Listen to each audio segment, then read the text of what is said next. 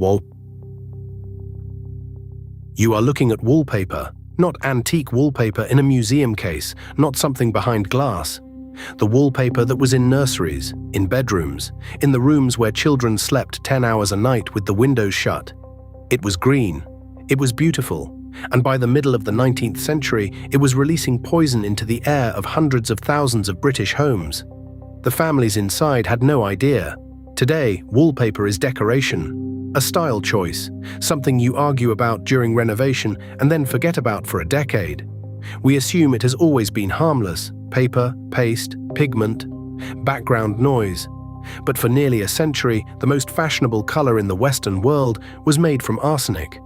And the wallpaper industry knew it. Before the 1770s, vivid green was one of the hardest colors to produce. Natural green dyes faded, they turned muddy, they cost fortunes. Wealthy Europeans craved green. It suggested nature, vitality, taste.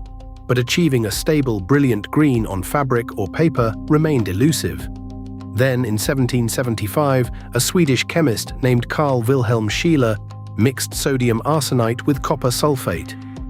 The result was extraordinary, a luminous, rich green unlike anything the market had seen. Stable, cheap to produce, beautiful on paper, fabric, even children's toys. They called it Scheele's green.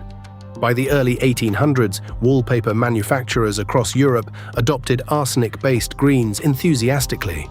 Scheele's green and its more intense successor, Paris green, became the dominant pigments for fashionable interiors. The timing was perfect. The Industrial Revolution made wallpaper affordable for the middle class. Suddenly, millions of households could decorate like the wealthy.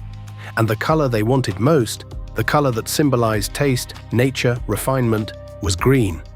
By the 1860s, British factories alone were producing an estimated hundreds of millions of square feet of arsenic-laced wallpaper every single year. It hung in drawing rooms, dining rooms, hallways, and nurseries. Here is where the story turns. In damp conditions, and Victorian British homes were almost always damp, a common household mold began to grow behind the wallpaper. The species Scopulariopsis brevicalis fed on the paste and the paper. As it digested the arsenic compounds in the pigment, it released a gas, a volatile arsenic compound that would later be called trimethylarsine. It was invisible, nearly odorless, sometimes carrying only a faint garlic-like scent that most people ignored. It seeped into the room, slowly, continuously, every night. The symptoms were cruel in their subtlety. Headaches, nausea, skin lesions, fatigue that would not lift, peripheral numbness. Doctors treated patients for chronic illness, for weak constitution, for melancholy. Children were most vulnerable. Their small bodies absorbed the toxin fastest. Physicians in the 1860s documented multiple cases of children wasting and dying in rooms with green wallpaper, only to recover if they were moved, or to be replaced by the next child in the same room. Dr. Thomas Orton published case after case. The Lancet ran warnings. A few chemists tested wallpaper samples and found arsenic levels that shocked them. And still the paper sold. The wallpaper industry resisted the evidence for decades. Manufacturers argued the arsenic was bound in the pigment and therefore safe. Some claimed critics were hysterical. Others pointed out that not everyone in a papered room fell ill, ignoring that dampness, ventilation, and individual tolerance varied enormously. William Morris, the most celebrated designer of the arts and crafts movement, whose patterns remain iconic today, produced wallpapers containing arsenic pigments. His family held shares in Devon Great Consols, one of the largest arsenic mines in the world. When confronted, Morris reportedly dismissed the health concerns. He was not alone. The economic incentive was enormous.